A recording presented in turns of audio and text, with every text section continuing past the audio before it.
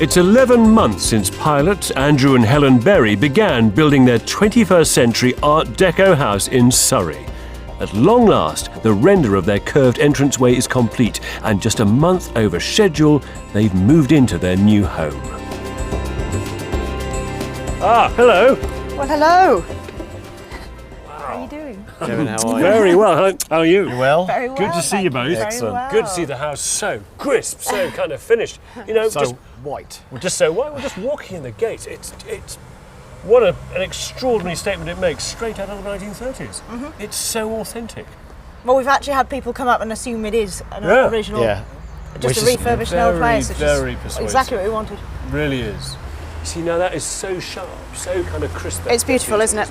They've put so much work into that, and it was. We weren't sure if it was going to work, but it has, and we're so pleased with it. The lines, Yeah. the cleanness of these lines had to line up with the bars and the windows. They had to. crucial. And no, it's very exciting there. Anyway, how's it indoors? Fantastic. How's the runway? Do come in. Go in. You are cleared for the fridge. In keeping with the bold exterior, the entrance hall is quite dramatic, rather Art Deco. The curved glass block walls repeat the shape of the porch and suck you into the building. And this pulls you around this wall, doesn't it? Ho, ho, ho.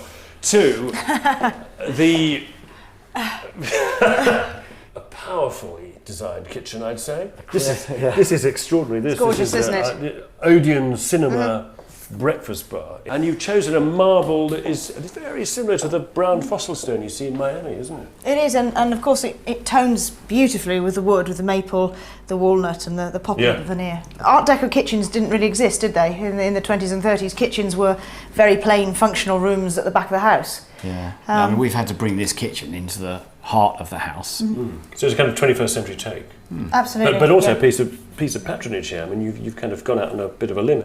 I particularly like this thing, which is certainly the most Art Deco extractor fan I've ever seen. I can believe that. Can't think I've seen very many. The open-plan living room is less adventurous, though enlivened by the restored parquet floor. This is one of two original 1930s features in this house. The other is in the dining room. Yeah, Lovely, isn't it? doesn't Yeah, it? works really Fits well. beautifully. Oh, now this is beautiful. Of course, this is your bargain table and chairs.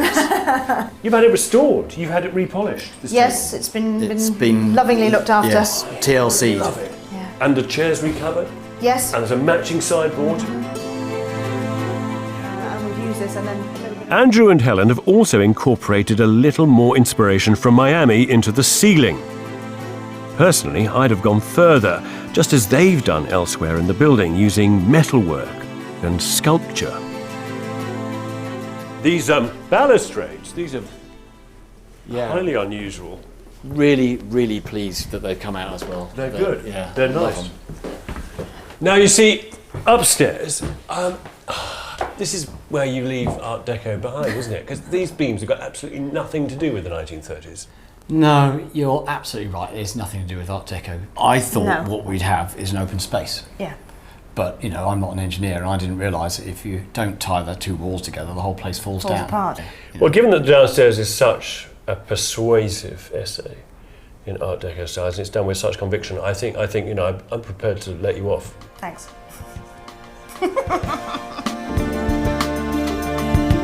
The upstairs spaces are very conventional and plain. The monochrome schemes seem more modernist than Art Deco. But there are occasional Deco touches, and the period-looking skirting board is in fact a continuous radiator. The repro aluminium windows also look authentic. Oh, this is your Miami bathroom. It certainly is, yeah. No, Miami this has worked inspired. out very nicely. There are some really nice things. I like those. That's very, very 1930s, all that black. And this ensemble is terrific. I think that strikes a really nice balance between the 30s language and this kind of modern slick, you know? I think it works. We've sort of brought it up to date, really. Yeah, exactly. And very, very successfully. Andrew and Helen have built a hybrid here, that mixes modern technologies like super efficient insulation and lighting, rainwater harvesting and solar panels with a grand facade and some persuasive period details from the 1920s and 30s. In places, it's utterly convincing. I'm quite interested in the idea that this house is on the one hand, very 20th century. On the other hand, it's also very 21st century, isn't it? I mean, it performs in a much more kind of efficient way than, say, an Art Deco house. And that's important to you, isn't it? Yeah, not because you have to, but because you want to. Yeah, there are technologies we've incorporated which perhaps maybe just don't pay for themselves initially, but give you that nice warm feeling inside, doesn't it? You feel like you're doing your bit. Yeah. How much is the total budget? I would say we spent about 400,000, and the budget originally was 340,000. Yeah. So we're about 20%, a bit over 20% over. Yeah. And do you have a favourite kind of component, corner, bit? I would say the view behind us now, for me. You've not only got a lovely kitchen, but now it opens out to the rest of the house. You can entertain. Your friends, family can come along and live in the house very easily. It's been a bit of an adventure, hasn't it, for you? Because you started out really with not much clue about what you're going to do inside this building.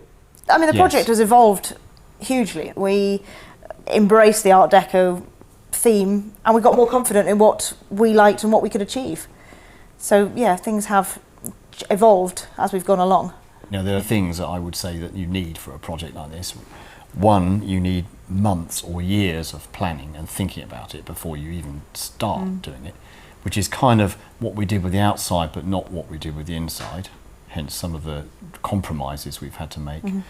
Then you need to find a team you can completely trust and empower them to do the job properly. There was a challenge, wasn't there, laid down with doing this, which we may not have realised right at the beginning, and it's a challenge that, without exception, everyone rose to. I think you've got to be quite brave to create something like this, and I'm glad we have been brave.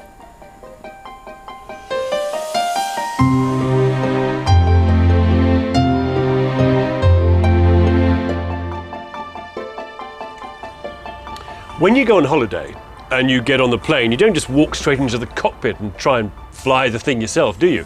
Which makes it seem vaguely ridiculous that some people try and project manage their own builds.